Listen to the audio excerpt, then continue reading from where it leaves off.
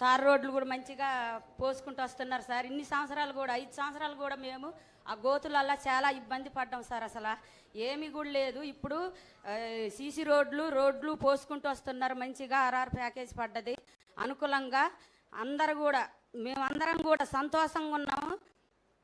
మన ప్రభుత్వం వచ్చిందన్న ధైర్యంతో అసలు మేమైతే ఎంత ఉత్సాహంగా ఉన్నామంటే సార్ అసలు మామూలుగా లేము సార్. ఇన్ని సంవత్సరాలు కూడా మేము ఒక మహిళలు అయ్యి ఒక డోగ్రా సభ్యులు అయ్యి ఎంతో ఇబ్బంది పడి సార్ అసలు మేము మా కష్టాలు ఎవరికి చెప్పుకున్నా కూడా పట్టించుకునే వాళ్ళు కాదు. ఇప్పుడు మన కష్టాలు తీరవటానికి మన ఇంటి ముందే ఉన్నట్టు అనిపిస్తుంది సార్ మాకు. మీరు వచ్చిన కాడి నుంచి అసలు ఎంతో ఉత్సాహంగా ఉంది సార్ మాకైతే. అలాగే మాకు గోదావరి వచ్చినాక కూడా 5 రోజులు పోయిన గతం ప్రభుత్వం ఉన్నప్పుడు 5 రోజులు ఉన్నాం సార్. ఎంతో ఇబ్బంది పడ్డాం. ఇంతలోతు బురదలో కూడా ఉన్నాం సార్. అసలు మమ్మల్ని పట్టించుకున్న ప్రభుత్వం లేదు. మన ప్రభుత్వం వచ్చిన కాడి నుంచి కూడా మంచిగా ఎవరైనా కూడా మనోళ్ళు, మన మహిళలు, మనోళ్ళు, మన కుటుంబం వచ్చిన కాడి నుంచి ఒక కుటుంబంలాగా మమ్మల్ని అందరినీ ఆదుకుంటున్నారు సార్. మాకెంతో సంతోషంగా ఉంది సార్. ఎప్పుడు మీరు రావాలని మేము కోరుకుంటున్నాం సార్. అంతకుముందు కూడా మేము మీకోసం కూడా అంత ప్రభుత్వం ఉన్నప్పుడు ఆడవాళ్ళని ఏడిపించిన మహిళలను ఏడిపించినా కూడా మాకు ఇప్పుడు ధైర్యంగా వచ్చింది సార్. మీరున్నారన్న ధైర్యం మేము ఎవరికి కూడా దడవం సార్. ముందుకు వెళ్తాం సార్. వాళ్ళు బటన్ నొక్కి చూపెట్టారు సార్. మేము మహిళలు బటన్ నొక్కి చూపెట్టాం సార్. ఆయనకే చేత వద్దు అనుకున్నారు సార్. మేము చూపెట్టాం సార్.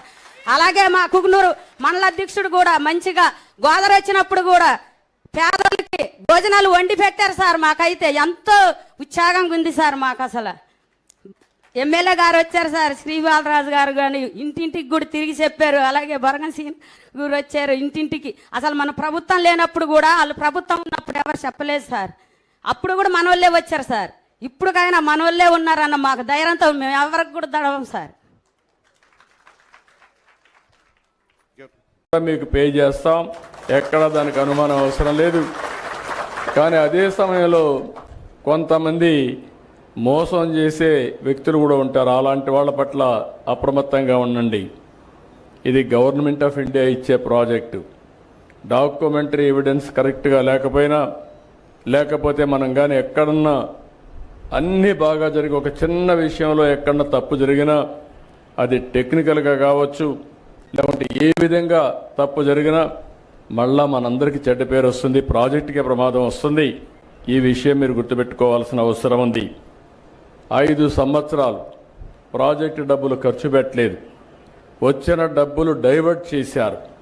దానివల్ల మీరు చూస్తే ఈరోజు పునరావాస కార్యక్రమాలన్నీ మళ్ళీ కొత్తగా టెండర్లు పిలిచాం.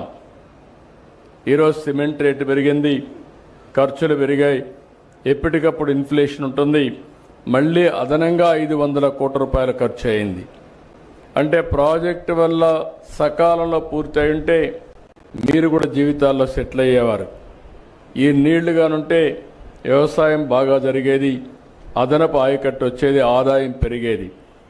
ఇంకొక పక్కన హైడల్ ప్రాజెక్ట్ మీరు చూస్తే పవర్ జనరేషన్ కోసం పెట్టింది, బాగా లేట్ అయింది. కాబట్టి దగ్గర 2500 కోట్ల రూపాయలు ప్రభుత్వానికి వచ్చే ఆదాయం పోయింది.